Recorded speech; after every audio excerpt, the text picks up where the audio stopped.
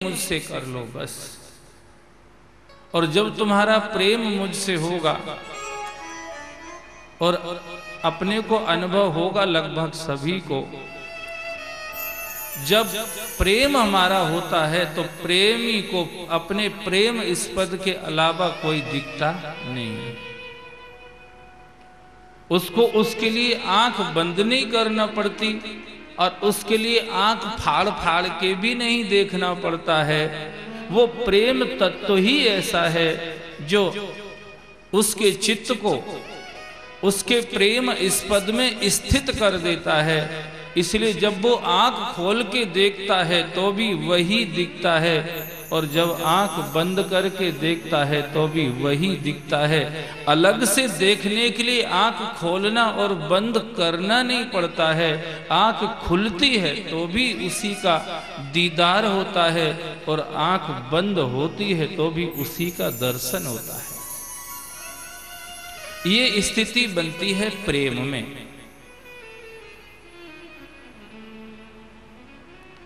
भागवत के श्रवण करने से श्री सुखदेव जी महाराज कृष्ण चरणों के अनुरागी हो गए।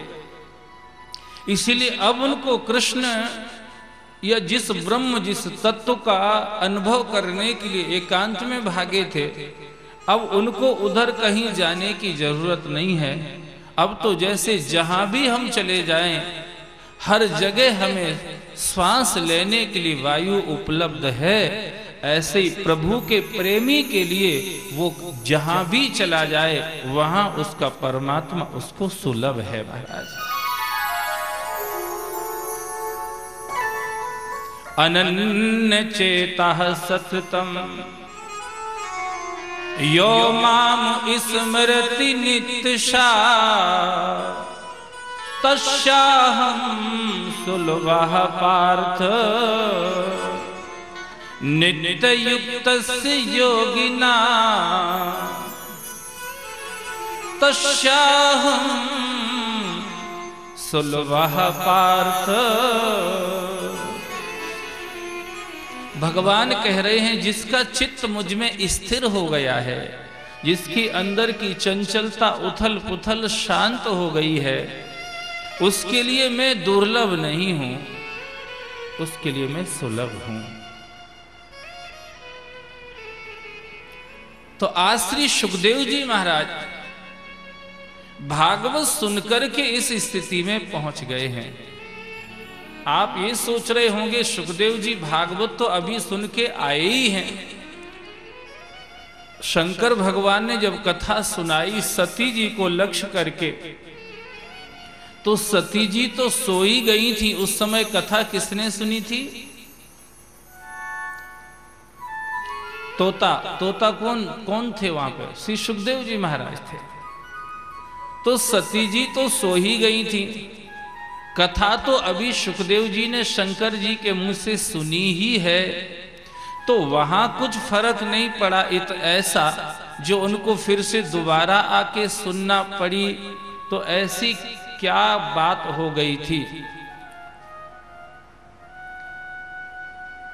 जब भी कोई वक्ता बोलता है तो वो भले ही ऐसा लगेगा आपको कि भागवत ही बोल रहा है, पर फिर भी उसकी बोलने में उसका अपना भाव भी मिला रहता है।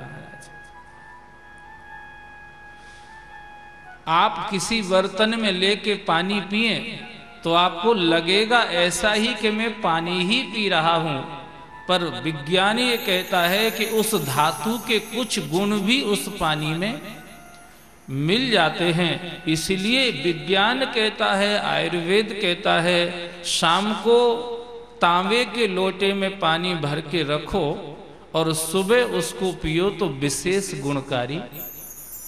अब पानी तो वही अपन ने भर के रखा, कोई चाहे उसको स्टील में भर के रख देते या किसी और धातु के बर्तन में भर के, पीतल इत्यादि में, कांस इत्यादि में भर के रख देते, पर ये कहते तांबे के लोटे में, तांबे के बर्तन में पानी भर के रखो। इसका मतलब अपन समझ सकते हैं, जिस धातु में कोई वस्तु रखी जाती है उसके भी गुण उसमें शामिल हो जाते हैं। तो शंकर भगवान ने कथा सुनाई और व्यास भगवान ने कथा सुनाई। यद्यपि कथा वही है, जैसे पानी वही है, पर आप जिस धातु के बर्तन में उसको रख देंगे, पानी में कुछ गुण उस धातु के भी आ जाते हैं। ऐसे ही भागवत कथा तो वही है, पर जैसे वक्ता के श्रीमुख से हम कथा श्रवण करते हैं, उस वक्ता के अपने संस्कार भी उस कथा में ऐड हो जाते हैं महाराज। तो शंकर भगवान जब कथा कहते हैं तो वो कथा ज्ञान प्रदान बन जाती है। और व्यास जी चूंकि नारद जी से कथा सुने हैं, व्यास जी को जिस परंपरा से कथा प्राप्त हुई है वो परंपरा भक्ति की है, वो परंपरा प्रेम की है। इसलिए व्यास जी जब उसी कथा को बोलेंगे तो प्रेम प्रदान करके बोलते हैं महाराज। जैसे आप भागवत कथा को सुनना, कोई निराकारवादी अगर भागवत कथा को सुनाएगा तो वो उसके अर्थ कुछ अलग करेगा, और साकारवादी उसी कथा को सुनाएगा तो उसके अर्थ कुछ अलग करेगा। गलत कुछ भी नहीं है, पर वो अपने अपने विचार परख अर्थ करता है। यद्यपि हैं सब सही अपनी जगह, पर फिर भी 56 भोग, 56 तरह के व्यंजनों का भोग बनता है, सभी अच्छे होते हैं, पर फिर भी अपनी अपनी रुचि और पसंद के अनुसार उसमें से किसी को कुछ भाता है तो किसी को कुछ भाता है। ऐसा नहीं कि शिव जी ने बोला वो कुछ कमजोर रहा होगा, ऐसी बात नहीं है। पर व्यास जी ने जब उसी बात को बोला तो उसको प्रेम प्रदान करके बोला, और इतना अपने को स्वीकार करना ही पड़ेगा। प्रैक्टिकली ज्ञान की बात कितनी ही कोई कर ले, पर असर तो प्रेम का ही होता है महाराज। ये स्वीकार करना पड़ेगा महाराज। इसलिए हम लोग 100 भागवतें सुन के बैठे हुए हैं, पर चूंकि भागवत सुनने के पहले प्रेम हमने घर से और घर वालों से कर लिया था, इसलिए 100 भागवत के ऊपर 2-2 आदमी भारी पड़ रहे हैं महाराज। घर में कितने आदमी हैं? देयर में भी 2 or 4, 2 आदमी होंगे, 4 आदमी होंगे, और हमने 100 भागवत सुन ली महाराज, पर 100 भागवत के ऊपर 2-2 आदमी भारी पड़ रहे हैं। कारण क्या है? हमारा प्रेम पहले उनसे हो गया, इसलिए अब उसको छोड़ना मुश्किल है महाराज। कोई बात नहीं, एक दिन वो था जब हम उनको भी नहीं जानते थे। जिन घर वालों के लिए आज हम सब कुछ दांव पर लगाने को तैयार हैं, एक दिन वो था प्रारंभ में जब हम उनको जानते ही नहीं थे कि हमारे कौन हैं। उनने जबरदस्ती सिखा के मम्मी, पापा, अंकल, ये कह के आंटी, ये कह के हमें अपने साथ जोड़ लिया। जबरदस्ती कह के हमें अपने साथ जोड़ लिया। यद्यपि हम शुरू में पहचानते ही नहीं थे, बल्कि वो पकड़ते थे तो हम छूटते थे कि हमें मत पकड़ो तुम। हम उनसे दूर हटना चाहते थे, पर किसी ने टॉफी दी, किसी ने बिस्किट दिया, कुछ भी दिया, और धीरे धीरे अपने से जोड़ लिया। ऐसे ही घबराना मत, श्रद्धा और सबूरी को अपने अंदर संभाल के रखना। जैसे उनने तुम्हें कुछ कह के, कुछ लौरियां सुना करके अपने से जोड़ लिया, ऐसे ही भगवान का यश, भगवान की कीर्ति सुनते सुनते हम एक दिन भगवान से भी जुड़ जाएंगे। फर्क इतना ही पड़ता है, अगर कोई कहे कि मैं संसार से जुड़ा हुआ हूं, मुझे कोई प्रॉब्लम नहीं है, तो फर्क इतना पड़ेगा, आप कितनी ही मजबूती से चिपक जाना, ये जीवन का समय जब पूर्ण होगा तो तुम्हें उनसे अलग कर दिया जाएगा। अगर कहीं सत्संग में बैठ कर के थोड़ी कुछ समझदारी अपने अंदर आ गई और इंसान से न जुड़ के हमने थोड़ा सा प्रयास किया और भगवान से जुड़ गए, फिर तो काल की तो बात छोड़ो, फिर महाकाल की भी ताकत नहीं है जो तुम्हें प्रभु से दूर कर दे महाराज। क्योंकि काल तो दूर करता है ठीक है, पर महाकाल का तो स्वभाव ही दूर करने का नहीं है। महाकाल तो हमें प्रभु के पास ले जाते हैं। अरे शिव सेवा कर फल सुत सोई, शिव सेवा करे फल सुत सोई, शिव सेवा करे फल सुत सोई, शिव सेवा करे फल सुत सोई। अविरल भगति राम पद होई, अविरल भगति राम सुत होई। जेहि पर कृपा न करहि पुरारी, जहि पर कृपा करहि पुरारी, सो न पाव मुनि भगति हमारी, सो न पावति भगति हमारी।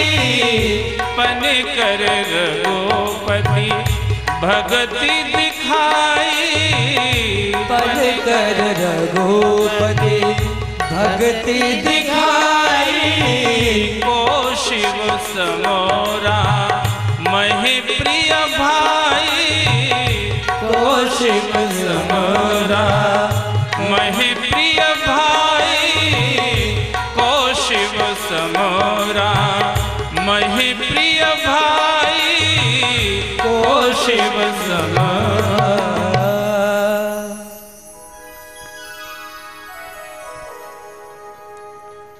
अगर हमने अपने प्रेम को ये समझ करके घर वालों के साथ रहना बुरा नहीं है, पर जैसे पढ़ने में मन ना भी लगे तब भी परीक्षा को ध्यान में रख के पढ़ना पड़ता है। जयराम जी की बोल बोल। पढ़ने में मन ना सबका नहीं लगता, बहुत कम लोग होते हैं जो रुचि से पढ़ते हैं, पर फिर भी पढ़ना पड़ता है। पढ़ने में मन न लगने पर भी पढ़ना पड़ता है, क्योंकि साल भर के बाद परीक्षा देनी पड़ेगी। ऐसे ही ये तो हमें भी मालूम है और आपको भी पता है, भजन कोई बड़े प्रेम से बैठ के हम कर लें ऐसा तो बहुत मुश्किल का काम है, पर जब ये दिखता है कि एक दिन मृत्यु का सामना करना पड़ेगा, तो जैसे परीक्षा को देख करके विद्यार्थी पढ़ता रहता है, ऐसे ही मृत्यु को देख करके इंसान भजन कर सकता है। मृत्यु हमें इनसे दूर कर देती है जिनसे हम आज चिपक के बैठे हैं। इसको स्वीकार करना पड़ेगा महाराज। इसको जितना हम ठोकर मारते जाएंगे उतनी हमारी घबराहट बढ़ना है, क्योंकि हम अल्टीमेटली मृत्यु की तरफ तो बढ़ ही रहे हैं। उसमें तो कोई कुछ कर भी नहीं सकता, चाहे तुम कितना ही इनसे चिपक लो, पर ये उसको सॉर्ट नहीं कर सकते।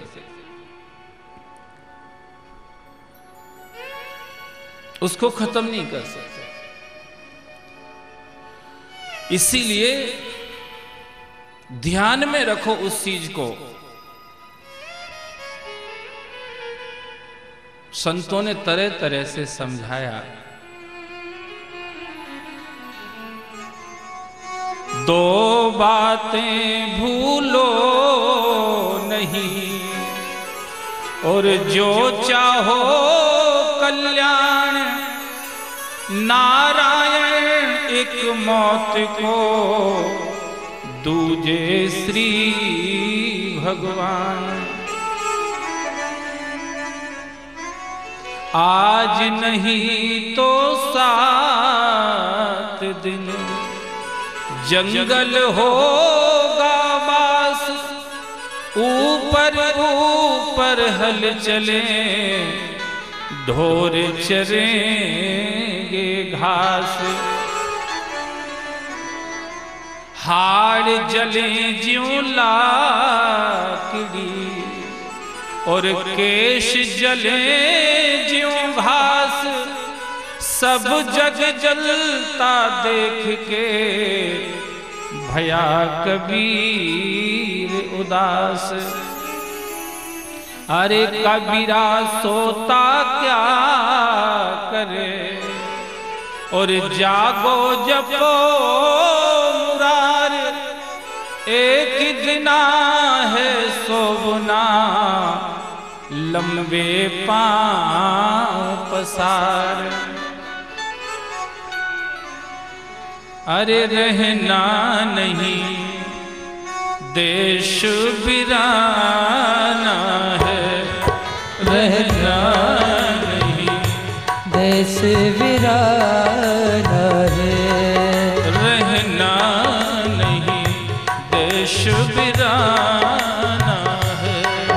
रहना नहीं देश वीराना है। ओ रहना नहीं देश वीराना है। रहना नहीं देश वीराना है। ओ रहना नहीं देश वीराना है। रहना नहीं देश वीराना है। रहना नहीं देश वीराना है।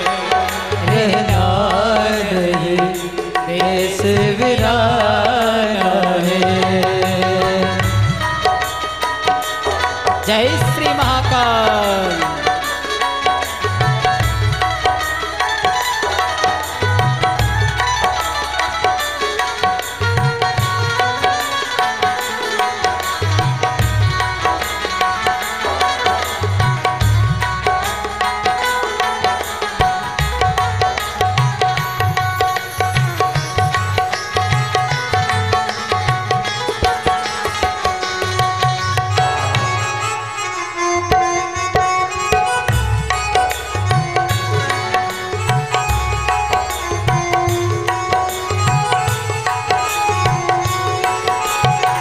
यह संसार माटी का ढेला। यह संसार माटी का ढेला। यह संसार माटी का ढेला। यह संसार माटी का ढेला। बूंद पड़े भूल जाना है। बूंद पड़े भूल जाना है। रहना नहीं देश वीराना है। रहना नहीं देश वीराना है।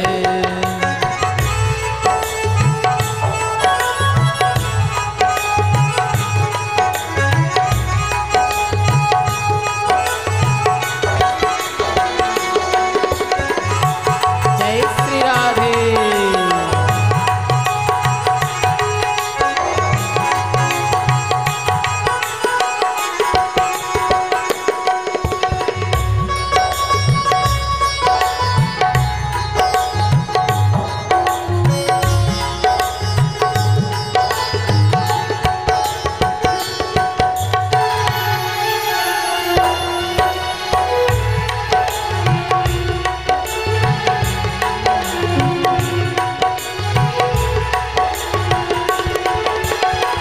यह संसार कांटों की बागड़। यह संसार कांटों की बागड़। उलझ उलझ मर जाना है। उलझ उलझ मर जाना है। रहना नहीं देश वीराना है। रहना नहीं देश वीराना है।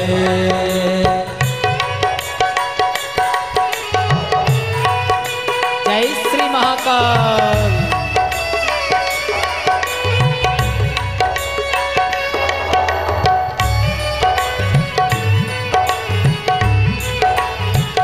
जय हो।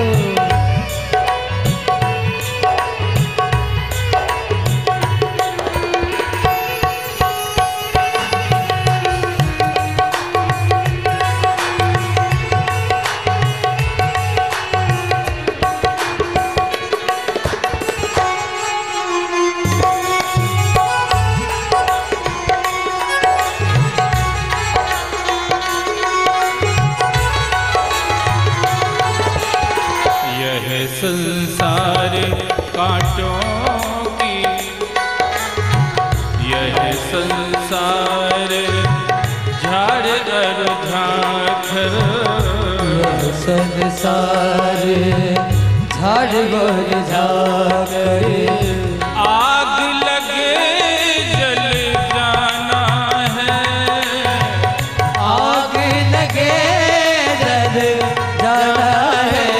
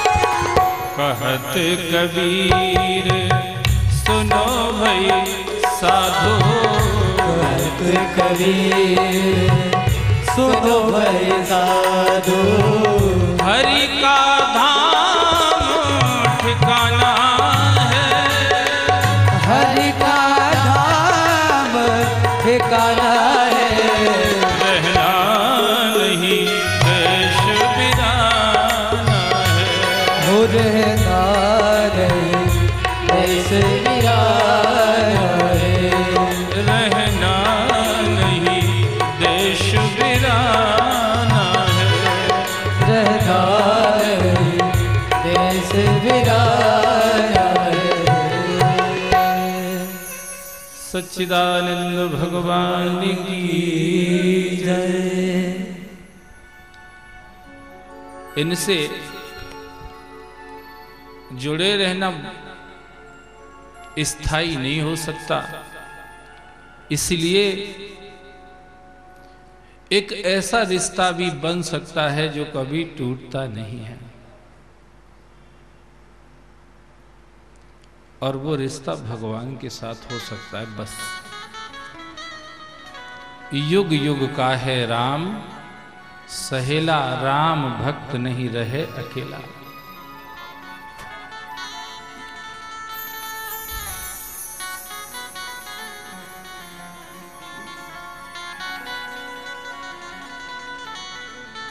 तो श्री सुखदेव जी महाराज का जो मार्ग है अब वो प्रेम का है, इसलिए अब उनको कहीं एकांत में भाग के जाने की जरूरत नहीं है। अब तो वो जहां भी हैं हर जगह उनका कृष्ण सामने है, और हर जगह कृष्ण की सेवा की जा सकती है। और अगर मन भगवान की सेवा में लग सके तो सेवा से बड़ी कोई साधना नहीं है महाराज। एकांत की साधना से भी वो निर्मलता नहीं आती जो सेवा से आती है।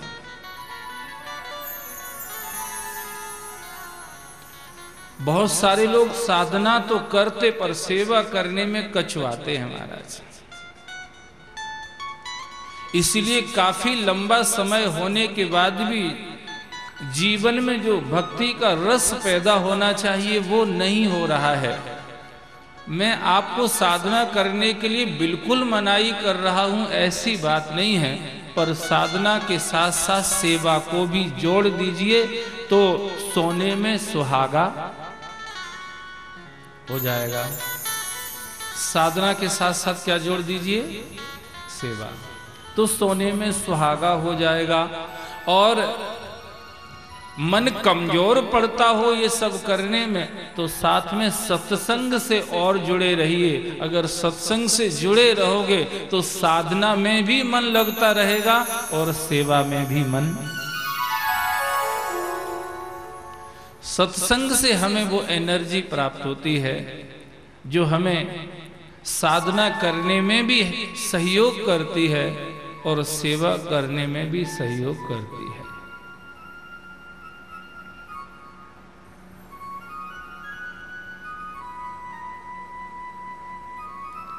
तो श्री सुखदेव जी महाराज जंगल में नहीं गए, विचरण कर रहे थे।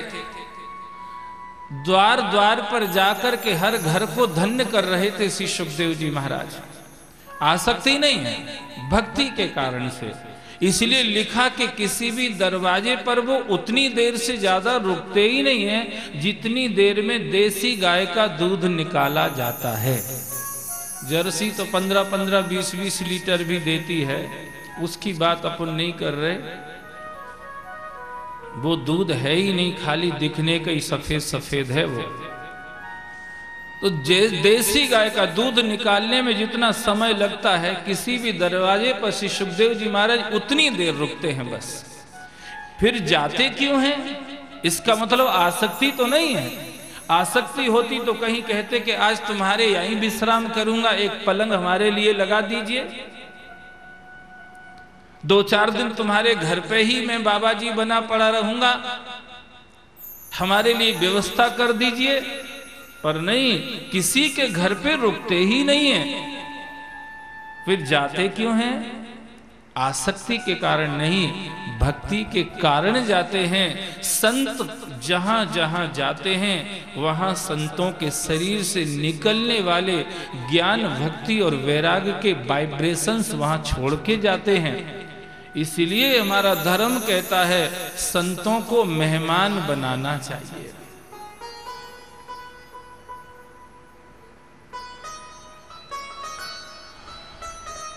कई लोग तो सोच रहे होंगे फिर आपका शाम का ही निमंत्रण हमें ही कर देते हैं।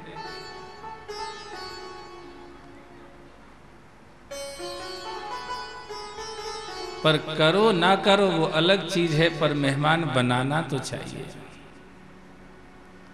अरे जिन घर हरि भक्ति नहीं और संत नहीं मेहमान, तिम घर जम डेरा किए जीवत भये मसान।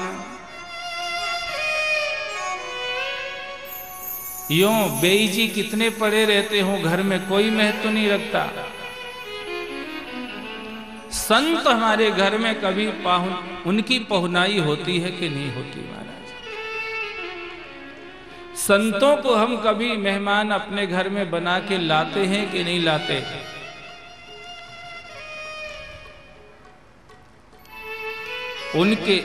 उनका आगमन हमारे घर में होगा तो हमारे घर में भक्ति, ज्ञान, वैराग्य की तरंगें छूट जाएंगे महाराज। घर का वातावरण शुद्ध। संत दरस सब पातक तरही। सब पातक में उपपातक, पातक और महापातक सब आ गए महाराज। कुछ उपपातक छोटे छोटे पाप, जैसे बीड़ी सिगरेट पी लेना, गुटखा तंबाकू खा लेना,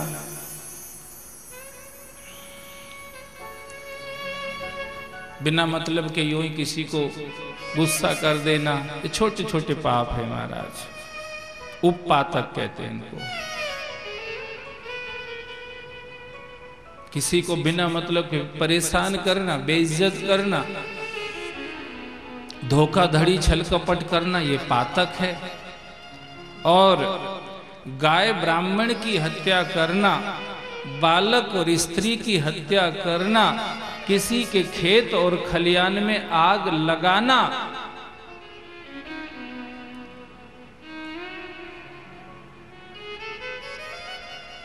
ये महापाप है महाराज।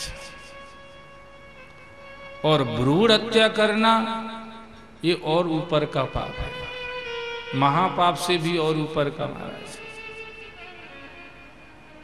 इसको दारुण पाप कह सकते हैं। पर संत दरस सब पातक रहे।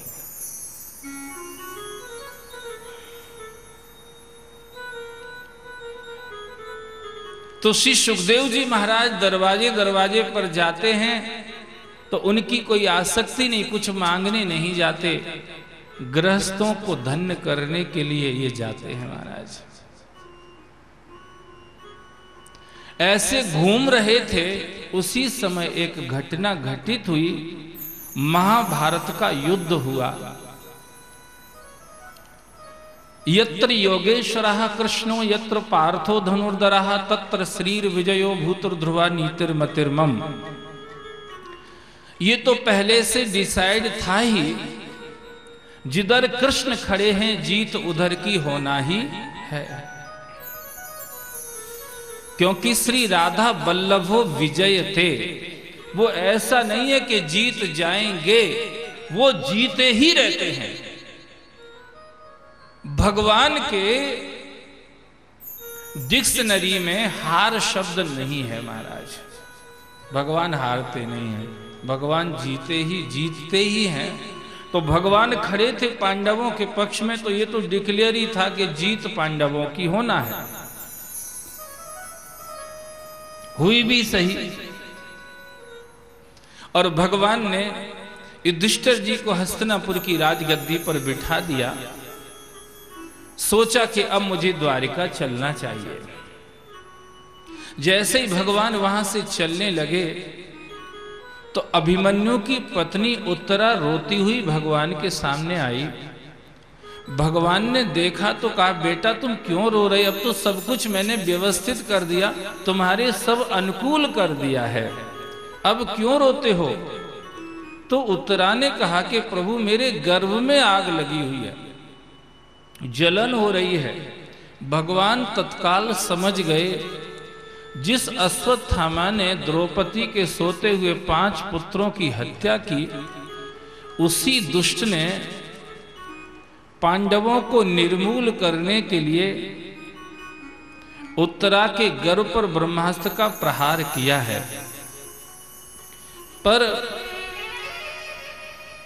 शक्रदेव प्रपन्नाय तवास्मीति च याचते अभयम सर्वभूतेभ्यो ददाम्ये तद्व्रतम मम